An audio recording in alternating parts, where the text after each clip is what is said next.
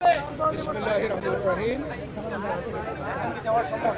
এখানে উপস্থিত আমাদের প্রিয় সাংবাদিক ভাই আজকে মাননীয় প্রধান উপদেষ্টা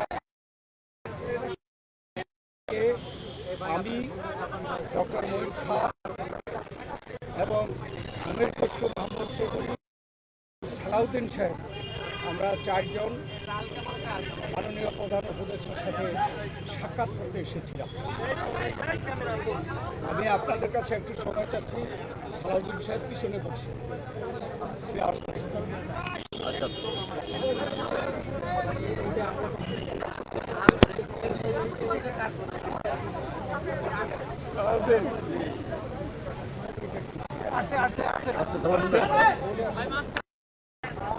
ধন্যবাদ আপনাদেরকে আমাদের জন্য অপেক্ষা করার জন্য।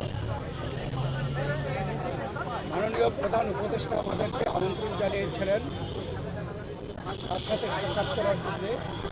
আমরা ইতিমধ্যে নাম ঘোষণা করেছি, তবে আমাদেরকে আলোচনার বিষয়বস্তু আগে জানানো হয়নি।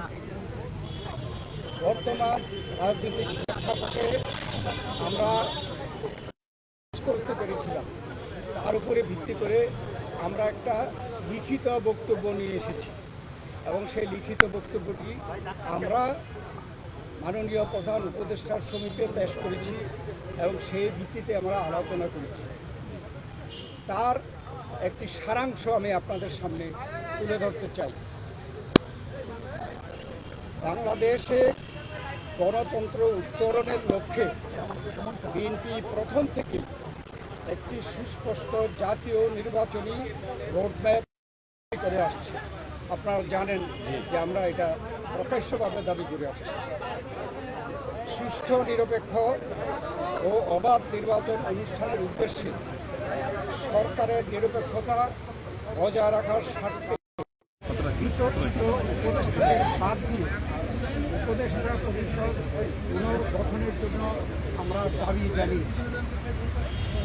বিএনপির নেতা কর্মী ব্যক্তিগতভাবে রাজনৈতিকভাবে পারিবারিকভাবে সবচেয়ে বেশি ক্ষতিগ্রস্ত হয়েছে আওয়ামী লীগের আমলে এবং সেই জন্য আওয়ামী লীগের বিচার সবচাইতে এই বিচার প্রক্রিয়া কোনোভাবে অসম্পূর্ণ থাকবে। বিএনপি সরকারের দায়িত্বে যখন যাবে তখন বিচারের আওতায় এনে তা বিচার বিভাগের মাধ্যমে, স্বাধীন বিচার বিভাগের মাধ্যমে পরিপূর্ণভাবে সম্পন্ন করা হবে। নির্বাচন সংশ্লিষ্ট সংস্কার কার্যক্রম অবিলম্বে সম্পন্ন করে ডিসেম্বরের মধ্যে জাতীয় সংসদ নির্বাচন অনুষ্ঠানের জন্য দ্রুত একটি রোডম্যাপ প্রদানের দাবি আমরা জানিয়েছি। বাংলাদেশের মানুষ বিশ্বাস করে যে অন্তর্বর্তীকালীন সরকারের দায়িত্ব হচ্ছে একটি সুষ্ঠু নিরপেক্ষ নির্বাচনের মাধ্যমে বাংলাদেশকে গণতন্ত্রে উত্তরণের প্রক্রিয়া দ্রুত সম্পন্ন করা হবে। যে কোনো উছিলায় নির্বাচন যত বিলম্ব করা হবে, আমরা মনে করি জাতির কাছে আবার স্বৈরাচার পুনরায় ফিরে আসার ক্ষেত্র প্রস্তুত হবে। এর দায় দায়িত্ব বর্তমান সরকার ও তাদের সাথে সংশ্লিষ্টদের উপরে বর্তাবে। বিএনপি সম্প্রতি যে নানা ধরনের গুজব আছে, সেই প্রেক্ষিতে আমরা বিএনপির পক্ষ থেকে বলেছি, বিএনপি কখনই প্রধান উপদেষ্টার পদত্যাগ চায়নি, বরঞ্চ প্রথম দিন থেকেই এই সরকারকে সর্বাত্মক সহযোগিতা করে আসছে। আমাদের যে আলোচনা তার এই সারাংশ ছিল এতটুকু।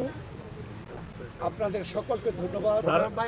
আপনারা সরকারের তরফ থেকে কোনো সুনির্দিষ্ট রোডম্যাপের আশ্বাস পেয়েছেন কিনা? আপনারা যে দাবি জানিয়েছেন, ওনারা কি বলেছেন সেটা পরে? আমাদের যে আলোচনার মধ্যে আসছে সংস্কার, বিচার এবং নির্বাচন মূল। আমরা বলেছি একটার সাথে আরেকটার কোনো সম্পর্ক নাই। কেননা সংস্কার চলমান বিষয়, এটা চলতে থাকবে। আমরা আশা করেছি এই সরকার সকলের সাথে ঐক্যমতের ভিত্তিতে একটা সংস্কার প্রস্তাব দেবে, সেটা চলমান থাকবে। এবং আমরা যদি ভবিষ্যতে জনগণ আমাদেরকে ক্ষমতায় বসায়, আমরা সেই সংস্কার চলমানভাবে আমরা সংস্কার বাস্তবায়নের আমরা প্রচেষ্টা নেব। আর মামলাগুলোর ব্যাপারে বাংলাদেশ জাতীয়তাবাদী দলের আমাদের দেশনেত্রী বেগম খালেদা জিয়া, ভারপ্রাপ্ত চেয়ারম্যান তারেক রহমান থেকে শুরু করে আমরা এবং সেই তৃণমূল পর্যন্ত আমাদের নেতা কর্মীরা সবচেয়ে বিক্ষুব্ধ। আমরা এই স্বৈরাচারী ফ্যাসিস্ট সরকারের কর্তা ব্যক্তিদের এবং যারা দায়ী তাদের বিচার চাই। অতএব আমরা তো বিচারের পক্ষে, তবে বিচার ব্যবস্থা যে স্বাধীন চাই, আমরা স্বাধীন বিচার ব্যবস্থা এই বিচার সম্পন্ন করবে, এটাও কোনো দিন তারিখ ঠিক করে দেওয়া সম্ভব না, বিচারের আওতায় আনা হবে। এবং আমরা বলেছি যে যেগুলো সম্পন্ন না হবে সেগুলো যদি বিএনপি ক্ষমতায় যায়, তাহলে বিচারের আওতায় এনে স্বাধীন বিচার ব্যবস্থার মাধ্যমে এই বিচার সম্পন্ন করা হবে। তার মানে কি আপনারা আজকেও কোনো আশ্বাস পান নাই সুনির্দিষ্ট রোড ম্যাপে? না, এটা স্পেসিফিক কোন রকমের এরকম কথা হয় নাই, উনি স্পেসিফিক জানান নাই। আমরা আমাদের দাবিগুলো হয়তো বা ওনারা ওনার প্রেসের মাধ্যমে জানাবেন। আজকের আলোচনা আপনারা সন্তুষ্ট কিনা? এখনো প্রতিক্রিয়া জানানোর দরকার না, ওনারা প্রেস সেকশন কি বলে আপনাদের তারপরে আমরা প্রতিক্রিয়া যতটুকু হয়েছে আপনারা এতে কথা বলতে পারি।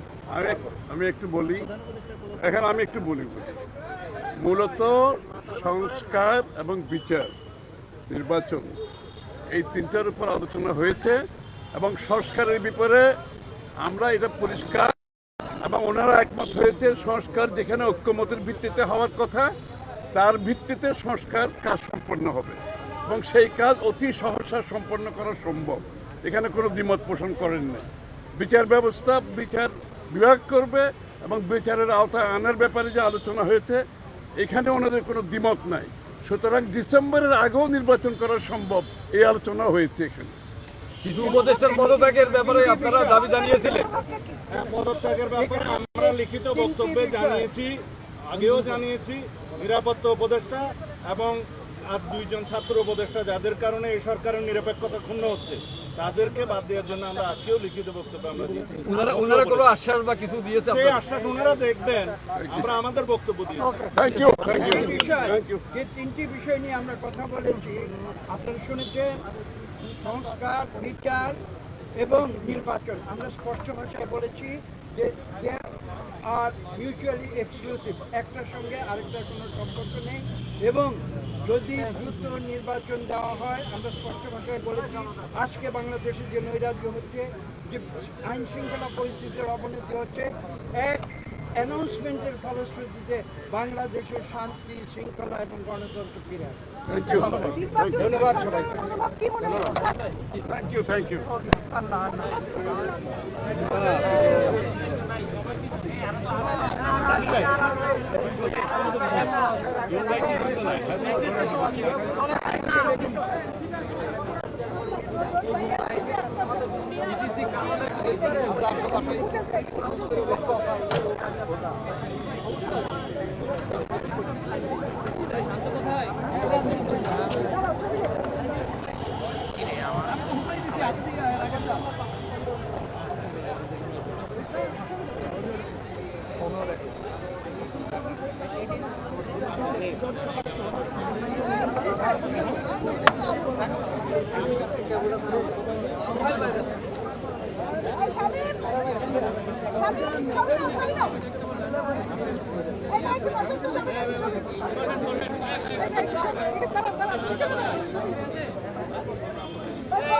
ছবি দিচ্ছে তো